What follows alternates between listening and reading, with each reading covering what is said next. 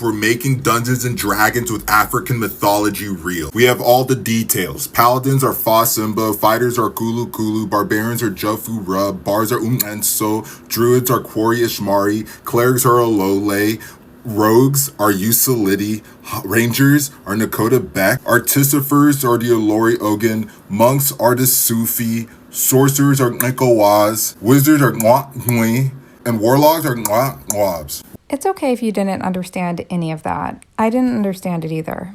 I actually don't understand half the stuff that's in this video, but let's have the official open, please. In today's business and financial news, let's discuss Black nerds.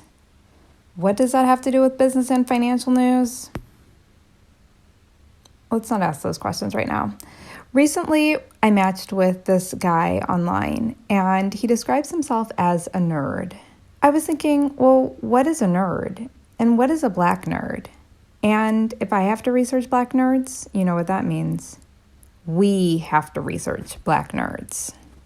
I don't think people understand when women say they want to date a nerdy guy, come here, they're not talking about the real nerdy guys. Okay, when women say they want to date a nerdy guy, they're talking about like the attractive guy, right, that watches like one anime and he's like, oh, I'm so nerdy. Okay, if they really want to date a nerdy guy, really date a nerdy guy. You know, I'm talking about the guys that aren't afraid to still go to conventions. You ever been to a convention? Go to one and you'll understand how fun they are. I'm talking about the guy that is antisocial, short, right, a really short social battery. So if you go out with him, you will be back home at a reasonable hour. I promise you that. Okay, if you ever want to do a movie marathon, a real nerdy guy will be excited to watch every single movie in chronological order. Marvel, Star Trek, Star Wars, it doesn't even matter. I'm talking about guys that still have Yu-Gi-Oh cards, right? I mean, really get there. Try it out first. Being a blerd or a Black nerd is such an odd experience because on one end of the coin you have all your Black friends talking about, you're so whitewashed, what do you mean you like anime, what do you mean you like Star Wars, what do you mean you like video games, that's white people shit. And then you have the other flip of the coin where you have like the actual fandoms and they could be so racist, be a Black cosplayer racist, be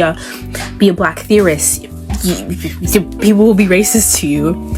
So each end of the coin is kind of sucky, which is why Blerds create their own community. That's why I have specifically blerd conventions, blerd groups, and then everyone's talking about, oh, you're excluding us, which is like, ignore those people. I love the blerd community. I love being a Black nerd. I love interacting with other Black nerds. Being a Black nerd is one of my favorite things in the world. I love calling myself a blerd. I love interacting with other blerds. I love interacting with nerds in general, but knowing that there's knowing that there's other Black people who like the same things as me is so nice. You can always tell when you're a girl's first nerd.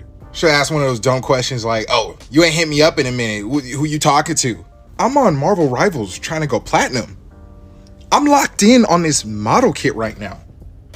Like, I'm sorry I didn't hit you up in a minute, but I'm trying to figure out how to rewrite Hans Zimmer's score to Transformers Dark of the Moon and combine that into our wedding song. Why you always on Instagram? I'm looking for the fan art I saw 6 months ago and forgot to follow the artist. You always scrolling through your phone. I'm on Pinterest getting references, trying to learn how to draw me and you in a chibi format. Like, do you understand what type of love that is? Like, especially if you like me and riding that little spectrum, you feel me, that little spectrum train. I have endless topics to talk about. There's not gonna be shit worth of silence unless I'm on the game and you doing your little activity. Like, doing nothing together is probably one of my favorite fucking things. And as a nerd, I feel like all of us do that. Like, if I'm sitting down quiet, I'm not mad at you. I just accidentally started daydreaming about me and my brother having some top-notch anime fight choreography or some shit against an army. And like, I've seen all the jokes online and shit, but I'm only speaking for myself. Like, I will gladly put you through the mattress and we can just watch all of Jujutsu Kaisen together. Like, what's not clicking? We've established that Black nerds are different. Here's your top 5 places to find you one. Cause I keep seeing people say, oh, I love y'all, I need me one, but I can't find y'all cause y'all don't be outside. But we do be outside, and as the leader of the Blerd Alliance, I have an obligation, a duty to share this information with y'all. So in no particular order, we're gonna start at the mall. And I can hear y'all now, oh nah, they don't be there, but we do be there, cause a wise man once said the juice is temporary, but the sauce lasts forever and the drip don't stop. Just look at some of our favorite characters. But honestly, it ain't even about that, cause we really go to only 3 types of stores here. Number 1 being Box Lunch because it has merch for every fandom you could possibly be into. Now the next type of store is very niche, and this is probably why you don't find a lot of black nerds in the mall, because y'all don't be going in here. We got the random anime pop-up stores, the FYE stores, the Think Geek. These are all random stores that have everything nerdy in them. Funko Pops, DVDs, Blu-rays, vinyls, high quality, keyword high quality fandom t-shirts and hoodies. They got them in all of these stores. It be bright as hell in all these stores too, so you gonna know if you're attracted to someone for real. And the last type of spot's not even a store. We really just be posted at Mrs. Fields and Cinnabon. That is our go-to snack food. And another reason y'all don't really be seeing us at the mall is because we know exactly what we come in for, what we want to see, and what we want to do. We do that and then we instant transmission out. Honorable mention to the shoe stores. Second place is Barnes & Noble's booksellers. We will spend hours in here and might not even buy a single thing. We'll look around for about an hour, have a pile of books that we might want to buy, find a nice little corner, and sift through all of them. We might even get a favorite and almost read the whole shit. In addition to all the fantasy, sci-fi, manga, comic books, smut, in addition to all that, they also have a great music section. I'm not gonna lie, they be having some vinyls I can't find nowhere else. But that brings me to the third spot, your local record store. Me being from the Bay Area, we had Rasputin. And while they had vinyls, Blu-rays, DVDs, they also had old school games. They had N64, Super Nintendo, Sega Genesis. They had those systems and those games for sale. You see someone fine, you can automatically get a vibe on them by what section they're looking at, what type of music they're into, and also their video game preference depending on where you stay. The fourth place is special events. Not everybody can travel to Disneyland, Disney World to go to see their favorite wrestlers. So it's nice when events like this is a club that just plays straight Disney hits. Or a bar like this that's just full of arcade games and good music. Show up and you can have a good time. Beat somebody ass in Mortal Kombat, then go home and with consent fatality that thing. Last place, conventions. Come on, do I have to explain this? Melanin and cosplay? Come on now, bruh. So we do be outside and I love that for us, you feel me? Okay, so I keep seeing these videos of women talking about why they marry nerds. Y'all, literally, they research everything.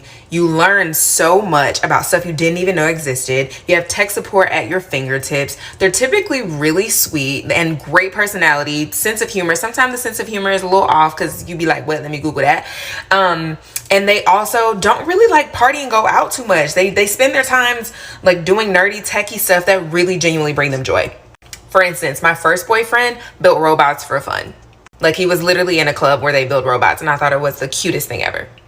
Also, I never had to call Apple. I never had to call anybody because tech support was right there. Babe, I need you. And the most impressive thing for me is they're typically ahead of the curve. So because they do so much research and they're like really into this stuff, they know about tech stuff way before everybody else does. They know about like cryptocurrency and stuff like that way before everybody else does. Like, I literally remember my ex talking about crypto and all that stuff years before other people. Now, their sense of humor might be a little different, but if he's cute and you really like him, you can swing it. Date nerds, y'all. I'm telling you, the best kept secret. Marrying a nerdy, a geeky man is where it's at. You want a soft girl life for the rest of your life? You know who to go for. But truly, the girls who know that the geekies and the nerdies are winning right now. They're so in and they never go out of style. In whatever century, whatever era, you can just peep that the nerdies and the geekies are where it's at. And they're so sweet and they cook for you. This is the PSA to any single blurred man out there. Quit wasting your time with them women that don't even like you. Stop wasting your time with them.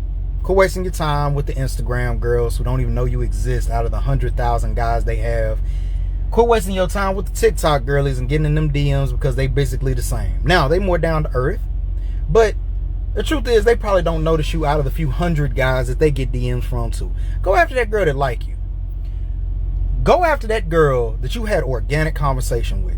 Go after that girl that you have the awkward conversations about Yu-Gi-Oh, Digimon, Pokemon, anime, Magic the Gathering, all this, where you could have a random conversation about how y'all would survive a zombie apocalypse. Go for that girl. Yeah, will she be the most aesthetically pleasing? Probably not. She probably won't be the most conventionally attractive woman. Go after that woman that like you.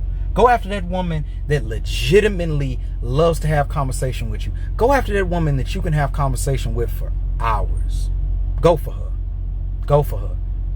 Look, most of us millennial blerds, 30, 32, 34, 36, damn, they're knocking on the door of 40.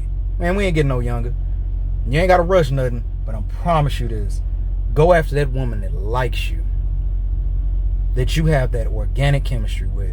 There has to be a middle ground between saying black nerdy women don't date black nerdy men because they are awkward and don't dress right, and it is the fault of black nerdy women why black nerdy men go and date white women. Because both of those statements are steeped in misogyny and white supremacy. When a black man tells me that black nerdy women do not want to date him, I instantly think, what is wrong with this man and what did he do? Because I know so many black nerdy women.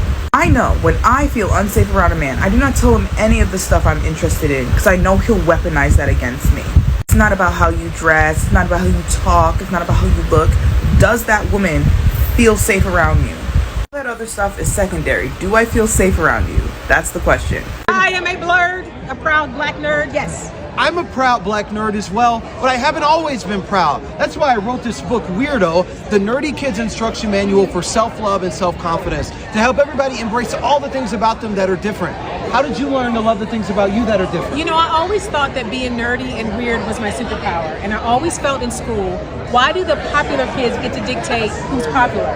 What if we decide that we're popular? So I found everybody that was a misfit like me, and we formed our own group, and we let anybody who wanted to join us join us. And so when I was a kid, I realized this other kid doesn't get to tell me that I'm cool.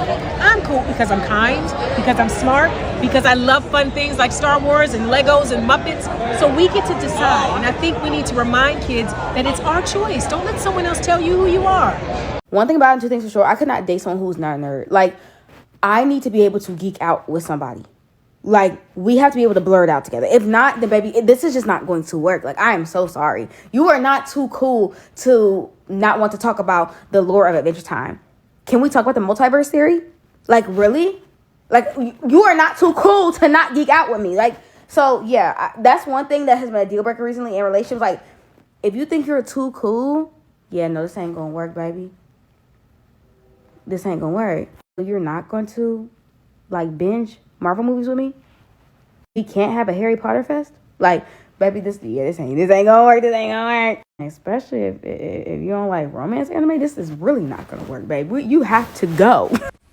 Okay, I guess that concludes our research for today's session. I'm curious, if you're a black nerd, did we get any of this information right in this video? Were they describing the terms correctly? Wish me luck. Anyways, thanks for listening. See you soon.